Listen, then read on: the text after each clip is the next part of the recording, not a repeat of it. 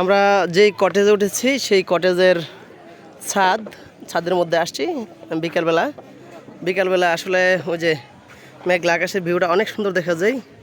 এই যে বড় বড় পাহাড় দেখা যাচ্ছে, এগুলি একটা অংশ বাংলাদেশে, বেশিরভাগ অংশই পড়েছে ইন্ডিয়ায়। আমরা স্যারেরা এখন বিকেলবেলায় ঘোরাঘুরি করতে বেরিয়েছি। এই যে স্যারেরা অনেক মাঞ্জা মুঞ্জা মাইরা একবারে নিছে, অনেক সুন্দর সুন্দর ছবি তুলবে। এই যে ছাদা থেকে দেখা যাচ্ছে অনেক দর্শনার্থীরা অলরেডি আইসা পড়ছে দেখার জন্য। ওই যে ওরা দেখতেছে মেঘ কত কাছে মনে হচ্ছে, একবারে কাছে মেঘ।